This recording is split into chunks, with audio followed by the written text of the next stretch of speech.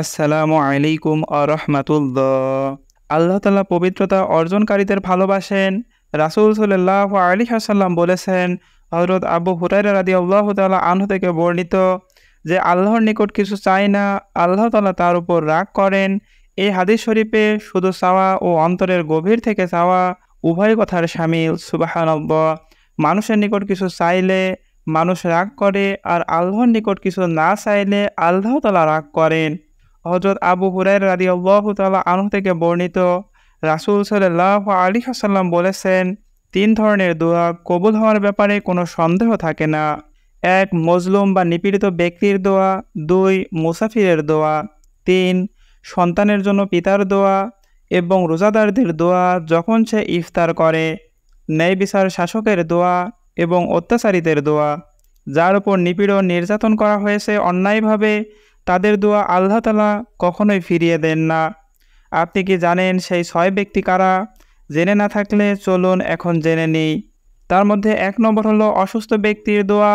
রাসূল সাল্লাল্লাহু আলাইহি ওয়াসাল্লাম বলেছেন যে, যদি তুমি কোনো অসুস্থ ব্যক্তিকে দেখতে যাও, তখন তাকে বলো তোমার জন্য দোয়া করতে, কারণ অসুস্থ ব্যক্তির দোয়া ফেরেশতাদের দোয়ার মতোই কার্যকর হয় বা কবুল হয়। সুবহানাল্লাহ।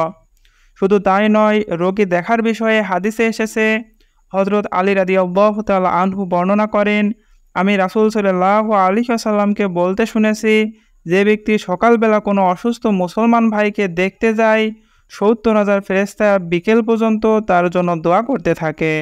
আর বিকেলে রোগী দেখতে গেলে সকাল পর্যন্ত ৭০,০০০ ফেরেশতা তার জন্য দোয়া করে। সুবহানাল্লাহ।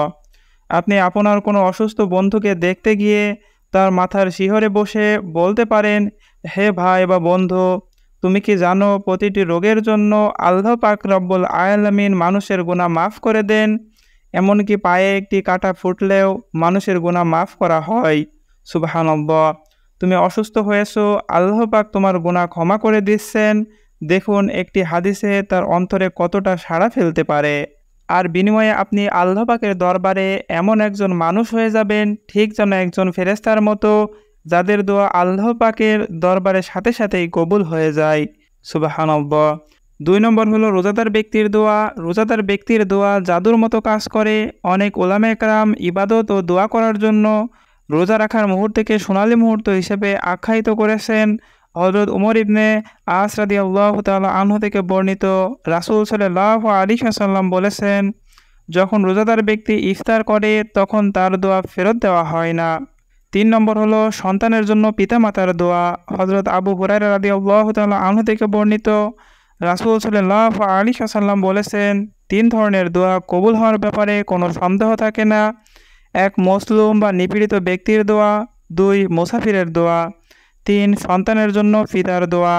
সুতরাং পিতামাতা তার সন্তানের জন্য খুশি হয়ে দোয়া করলে সেই দোয়া অবশ্যই আল্লাহ পাকের দরবারে কবুল হবেই।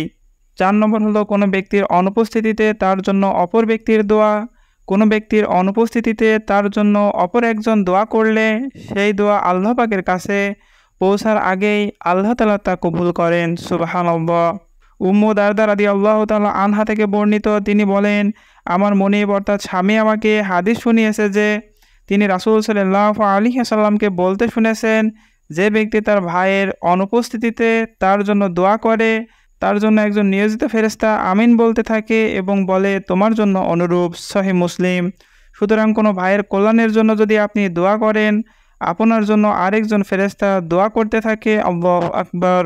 আল্লাহ আমাদের বেশি বেশি অপর মুসলমান ভাইয়ের জন্য দোয়া করার তৌফিক দান করুন। আমিন। ৫ নম্বর হলো মজলুম ব্যক্তির দোয়া। রাসূল সাল্লাল্লাহু আলাইহি ওয়াসাল্লাম বলেছেন, তোমরা মজলুমকে জালেমের বিরুদ্ধে সাহায্য করো। হযরত আবু হুরায়রা রাদিয়াল্লাহু তাআলা আনহু থেকে বর্ণিত, রাসূল সাল্লাল্লাহু আলাইহি ওয়াসাল্লাম বলেছেন, ৩ ধরনের দোয়া কবুল হওয়ার ব্যাপারে কোনো সন্দেহ থাকে না। ১. মজলুম বা নিপীড়িত ব্যক্তির দোয়া। ২. মুসাফিরের দোয়া। ৩. সন্তানের জন্য পিতামাতার দোয়া। ৬ নম্বর হলো মুসাফির ব্যক্তির দোয়া। হাদিস শরীফে আছে, যা কিছুক্ষণ আগে হাদিসের বর্ণনায় উদ্ধৃত হয়েছে, যখন কোনো ব্যক্তি সফরে থাকে তখন তার দোয়া কবুল হয়। প্রকৃতপক্ষে মুসাফির যিনি ৪৮ মাইল অতিক্রমের লক্ষ্যে বাসা থেকে বের হয়। নিজ বাড়ি থেকে বের হলে মানুষ অনেকখানি অসহায় অনুভব করে।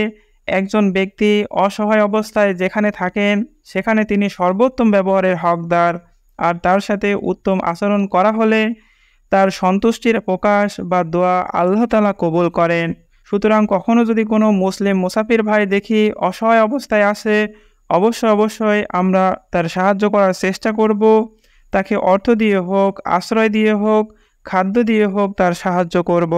মনে রাখবেন, যদি কোনো মুসাফির আপনার জন্য দোয়া করে আল্লাহ তাআলা তা অবশ্যই কবুল করেন। অতএব দোয়া করার পূর্বে তওবা করে পাপমুক্ত হয়ে নিবে। দেখা যায় যে প্রায় ক্ষেত্রে মানুষের দোয়া কবুল হয় না। এর কারণ হলো পুঙ্খানুপুঙ্খভাবে ও সর্বান্তক্রমে দোয়া করা হয় না, বরং অস্পষ্টতা ও অন্যমনস্কতার সাথে দোয়া করা হয়েছে, কিংবা দোয়াকারীর অন্তর পাপ অন্ধকারে আচ্ছন্ন ছিল। সেই জন্য আমাদের অবশ্যই উচিত দোয়া করার পূর্বে আমাদের পাপমুক্ত হতে হবে। আল্লাহ তাআলা মুসলিম উম্মাহকে পাপমুক্ত হয়ে দোয়া করার তাওফিক দান করুন। আমিন।